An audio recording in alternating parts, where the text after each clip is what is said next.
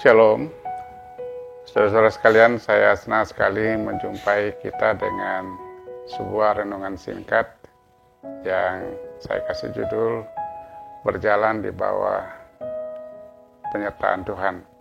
Saya baca dari 2 Tawarik pasal yang ke-17 ayat yang ketiga. Dan Tuhan menyertai Yosafat karena ia hidup mengikuti jejak yang dahulu dari Daud bapa leluhurnya dan tidak mencari Baal-Baal. Yang berbahagia adalah kita yang mendengarkan firman ini, memahami dan mempraktekkannya dalam kehidupan kita sehari-hari.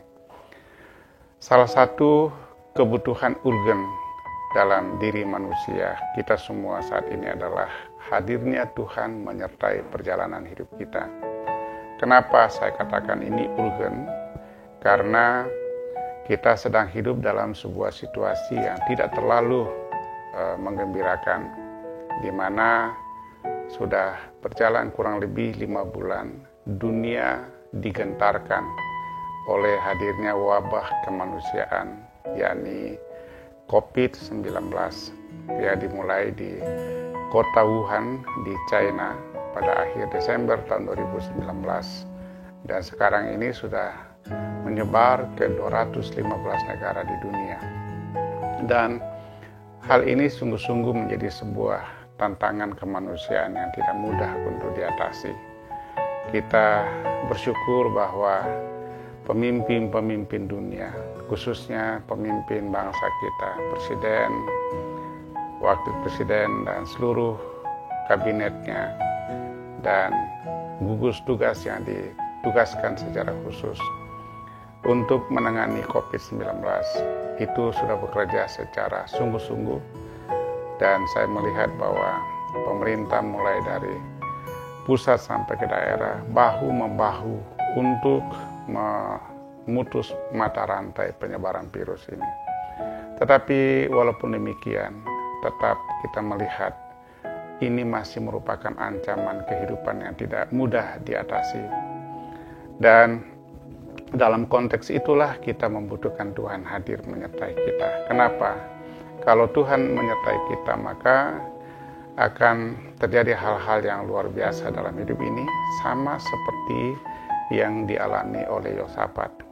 Kalau kita baca dari ayat 1 sampai ayat 12, maka kita melihat bahwa karena Tuhan menyertai Yosafat, maka terjadi apa yang disebutkan di dalam ayat yang kelima, bahwa kerajaan yang ada di bawah kekuasaan Yosafat itu dikokohkan oleh Tuhan. Bahkan Yosafat menjadi kaya dan sangat terhormat. Saya meyakini bahwa hal itu terjadi oleh karena Tuhan menyertai Yosafat. Dia betul-betul mendapat anugerah karena Tuhan sayang kepadanya, dan itu sebabnya dia menjadi kuat dan kerajaannya dikokohkan oleh Tuhan. Lalu kemudian dalam ayat yang ke-10, Tuhan menggantikan dia berperang melawan musuh-musuh Yosafat, sehingga tidak ada yang berani berperang melawan Yosafat. Artinya apa? Kalau Tuhan menyertai, maka Tuhan menggantikan dia untuk menghadapi musuh-musuh berat atau musuh-musuh Yosafat. Dan ini jelas bahwa tidak ada yang bisa melawan Tuhan. Kalau Tuhan di pihak kita, siapa bisa melawan dia? Dan itulah yang dialami oleh Yosafat. Kemudian yang ketiga adalah dalam ayat 11, perhatikan orang-orang yang sebenarnya adalah musuh-musuh Yosafat itu, musuh-musuh Yehuda, sekarang berbalik memberkati Yosafat. Misalnya Filistin dan bangsa-bangsa sekitarnya. Dan itu artinya bahwa kalau Tuhan menyertai kita, sama seperti menyertai Yosafat, maka berkat-berkat jasmani pun akan dilimpahkan kepada orang-orang yang dikasihi oleh Tuhan. Dan kemudian ayat yang ke-12, kalau kita baca 2 Tawarik 17 ayat 12 itu, maka dikatakan bahwa Yosafat makin lama makin kuat dan luar biasa kuatnya. Saya berharap saudara-saudara sekalian bahwa pengalaman atau apa yang dialami oleh Yosafat ini juga dapat dialami oleh kita semua dalam situasi yang kita hidupi saat ini, yakni hidup kita, keluarga kita, bisnis kita, pekerjaan atau masa depan kita dikokohkan oleh Tuhan ketika Tuhan berkenan menyertai kita. Bukan hanya itu, tetapi juga kita akan menjadi pemenang, bahkan lebih daripada pemenang, karena kita menghadapi musuh-musuh kita tentu banyak, tetapi yang menghadapi dan yang menggantikan kita berperang melawan itu semua adalah Tuhan. Dan kita yakin Tuhan pasti membuat kita menjadi pemenang, sebab tidak ada yang bisa melawan Tuhan. Bahkan dalam situasi sulit seperti sekarang pun, Tuhan akan mencukupkan makan dan minum kita, dan saya yakin akan hal itu. Tuhan bisa memakai apa saja untuk memberkati kita, asalkan Tuhan ada di pihak kita, dan kita akan menjadi kuat, makin kuat dan luar biasa kuatnya. Tetapi pertanyaannya saudara-saudara sekalian adalah bagaimana supaya Tuhan itu respect, bagaimana supaya Tuhan itu berkenan kepada kita. Kita perlu belajar kepada Yosafat. Ketika Yosafat menggantikan ayahnya menjadi raja baru di Yehuda, karena tidak ada pilihan lain ketika ayahnya sudah memimpin 39 tahun, maka harus terjadi pergantian kekuasaan, dan dia sebagai putra mahkota menggantikan ayahnya menjadi pemimpin baru bagi Yehuda. Perhatikan bahwa ketika dia dilantik jadi pemimpin, dia tidak mencari atau mengandalkan kekuatan yang telah dibangun oleh ayahnya sekian puluh tahun. Tetapi yang menarik adalah ia mencari Allah lebih dulu. Dan ini adalah langkah yang sangat penting. Ini adalah starting point yang sangat menguntungkan bagi Yosafat. Artinya, Yosafat itu benar-benar menempatkan Tuhan sebagai yang nomor satu di dalam dirinya. Dia tidak mengandalkan kekuatan intelektualnya atau kekuatan-kekuatan yang dia miliki, tetapi ia mendahulukan Tuhan di dalam dirinya. Ia menjadikan Tuhan sebagai yang nomor satu di dalam hidupnya. Itu sebabnya dia mencari Allah lebih dulu dan tidak mencari Baal-Baal. Saya ingin menjelaskan kepada kita semua bahwa mencari Allah itu sebetulnya sederhana saja. Yang pertama menurut saya adalah kita harus menghargai waktu untuk Tuhan. Jadi waktu sesempit apapun itu harus kita gunakan untuk mendahulukan Tuhan di dalam hidup ini. Karena Alkitab berkata, carilah dahulu kerajaan Allah serta seluruh kebenarannya, maka semuanya itu akan ditambahkan kepadamu.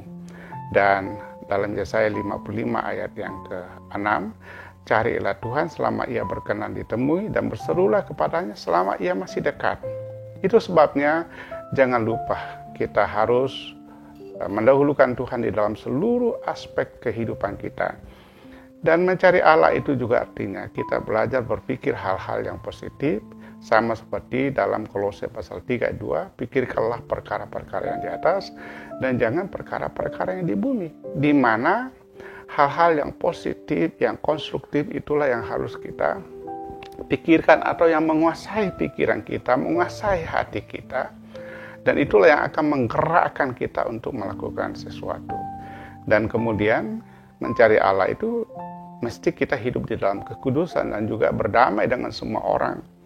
Karena itu rekomendasi dari Ibrani 12 ayat 14. Nah, hal yang kedua supaya Tuhan menyertai kita dalam ayat yang ke-6 dari 2 Tawarik pasal 17 ini, yaitu dengan tabah hati berjalan menurut jalan Tuhan dan tidak boleh kita kompromi dengan dosa. Karena Yosafat ini menjauhkan Yehuda dari segala tiang-tiang berhala. Artinya apa?